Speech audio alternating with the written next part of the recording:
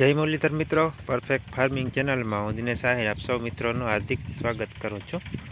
તો મિત્રો, આપણે ગિરનાર 4 મગફળી 18/6નું વાવેતર હતું અને આજે તારીખ 30/7 છે, એટલે 30 ને 48 દિવસ જેવો સમયગાળો થયો છે। 20ની જારી વાવેતર છે અને વિકાસ બધોય માપે છે અને વરસાદે ઓછો હતો એટલે બહુ વિકાસ થયો નથી અતિશય, નગર અત્યારે તો કાયદેસર પાટલા ભૂટકી જાય, પણ આમાં કમ્પ્લીટ જગ્યા છે 20ની જારી જે આ રીતની જગ્યા છે। હવે 2 થી 3 દિવસની અંદર જો વરસાદ નહીં થાય તો અમારે પાણી વારવાનો વિચાર છે, એટલે પાણી વારવા માટે અમે જો આ રીતના છે ને રીમાનિયાની આગળ પતરા ચડાવી અને ધોરિયા કરી છે, જેથી કરીને ધૂળ હાર પર થઈ જાય અને વચ્ચે પાણી આપણે આસાનીથી વારી શકીએ।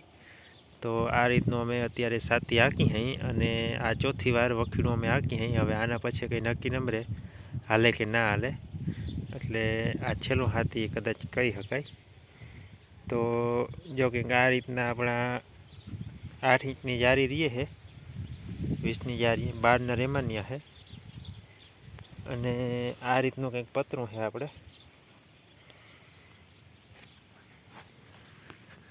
જે આ રીતના કંઈક પતરા આપણે ચોડી દીધા છે। તો આ પતરામાં અહીંયા આપણે હોલ કરેલો છે, એટલે આ રીમાનિયા ભેગું લાગી જાય છે અને આ રીતના દાઢામાં થઈ જાય છે જ્યાં। તો આ પતરાની પહોળાઈ 4 ઇંચ પહોળાઈ છે અને ઊંચાઈ 8 ઇંચ જેવું છે, એટલે અને કમ્પ્લીટ હાલે છે, પારા નામે ચડતા જાય। અને આ રીમાનિયામાં 2 ફેરે હાલે છે, એટલે ત્યાં પતરા નથી ચડાવ્યા। ક્યાંક સાંકડી હાર હોય તો માંડવીની ડાયરખા ઉપર ઢેફા નાખે છે, એટલે અહીંયા નથી ચડાવ્યા, પણ અહીંયા ચડાવી શકાય। તો અહીંયા 3 ઇંચનું આપણે રાખવાનું, જો ચડાવવું હોય ને તો પછી અહીંયા આપણે ચૂથા વીંટી દીધા છે 2 સાઈડ અને વચ્ચેના 3માં આપણે કમ્પ્લીટ ચડાવ્યા છે અને કમ્પ્લીટ હાલે છે। જો કે આ રીતના આપણે પારા થતા જઈએ।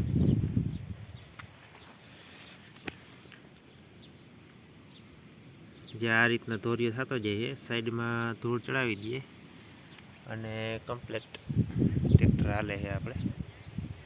અને મગફળીની અંદર આપણે 2 સ્પ્રે દવાના કરેલા છે, એક ઈયળની અને એમિનો એસિડ પ્રથમના રાઉન્ડમાં, અને બીજા રાઉન્ડમાં પોપટીની ઇમિડા કરીને આવે છે એ મારેલી હતી। તો પોપટી અત્યારે આવી ગઈ છે, તો પોપટીની મારવી જ પડે, નકર પાંદને બહુ ઊંચું છે, એટલે 2 રાઉન્ડ કરી દીધા છે। તો એ મગફળીનો વિકાસ માપે છે, બહુ નથી, જો નવો ક્યાંય કોર છે જ નહીં અત્યારે, કારણ કે વરસાદ હાવ ઓછો છે અમારે આ વિસ્તારમાં, એટલે વરસાદ ઓછો છે એને લીધે નવો પાનનો ક્યાંય કોર છે જ નહીં। તો હવે અત્યારે જો આ 4-5 દીથી આ વાતાવરણ વરસાદ જેવું જ છે, તડકો ક્યાંય પડતો નથી। તો હવે 2-3 દિવસની અંદર જો વરસાદ નહીં થાય તો પાણી ચાલુ કર્યું, એટલે એના માટે જ આ બધી સુવિધા કરી છે અમે, એટલે પાણી હાલશે તો ત્યાર પછી મગફળીમાં નવો કોર દેખાશે। તો હાલો હવે આપણે આને હાંકી કેવું હાલે।